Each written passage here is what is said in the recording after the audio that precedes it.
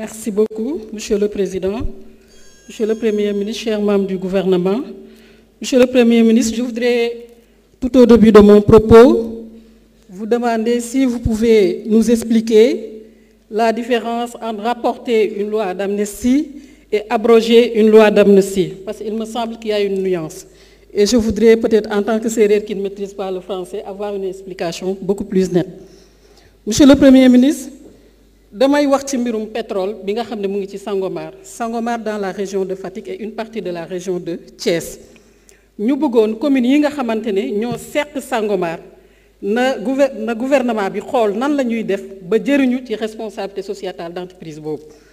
beneen mbir bi monsieur le Premier ministre mooy yoon bi nga xam ne moo jógee Kër Martin Diohine Waxal Jàmm muy yoon boo xam ne dafa yàgg ñu bëggoon aussi gouvernement bi jàppaluñ ci eggaluñ ci. beneen mbir bi mooy Niodior Toubacouta yaakaar naa ne ko yoon boobu aussi yoon bu am solo la.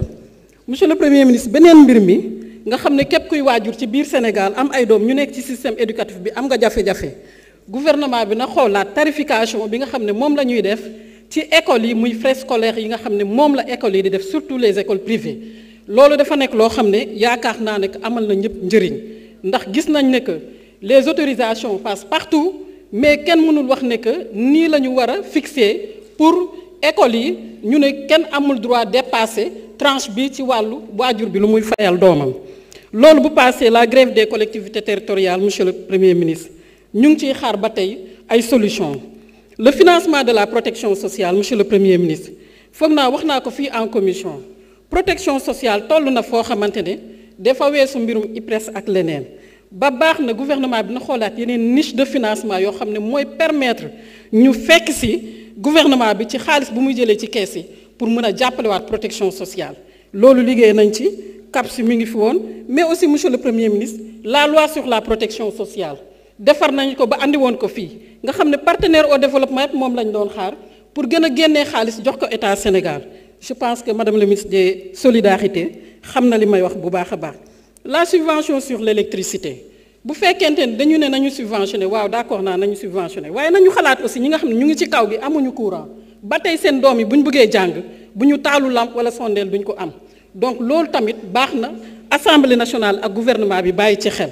beneen mbir bi la gendarmerie de Tataguine tabax nañ ko defar nañ ko lépp monsieur le Premier ministre. s'il vous plaît bëgg nañ ñu dimbale ñu ba li nga xamante ne mooy gendarmerie boobu ñu defaral ñu ko fi may mujjee. mooy enseignant boo xam ne moom ma envoyé léegi message monsieur le Premier ministre bi nga nekkee fii da nga ne woon d'accord ñuy imposer enseignants yi lu ëpp 100 000 députés 1500 donc nee nañu lii ñu gis fan yi ci seen salaire ñu koy dagg bëgg nañ gouvernement bi ànd ci ay pexe jërë ngeen jëf. honorable Moussa Sarr mën nga ñëw jël kàddu honorable Alphonse Mané Sambou se prépare.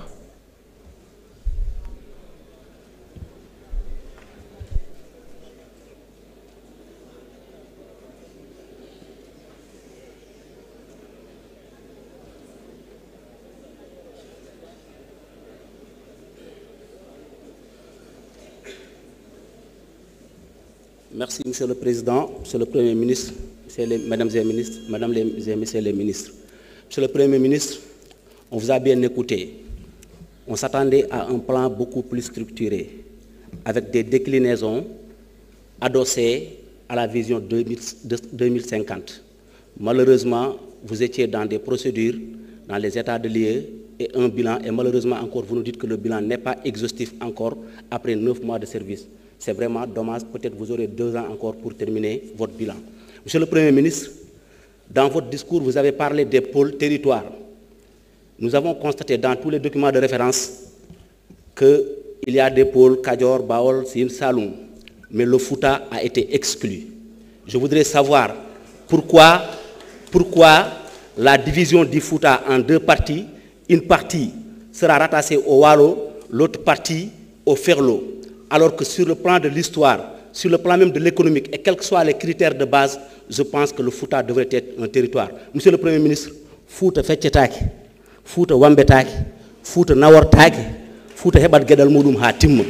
Vous avez parlé de la patrie avant le parti, alors que des commissions ont été mises en place pour indemniser les victimes des manifestations politiques. Sur quelle base ces commissions ont été mises en place qui a donné le préjudice? Est-ce que ce sont les institutions habilitées ou bien les personnes habilitées? Je pense que si on doit indemniser les commerces, les entreprises, les sociétés et l'ensemble des personnes qui ont subi des pertes pendant ces événements-là. Monsieur le Premier ministre, il y a des chantiers dans le département de Podor qu'on n'a pas encore fini. C'est des chantiers entamés, les budgets bouclés. Le tronçon Diatar-Khalwar, la route Djoudé sur la dorsale de l'île Morphile.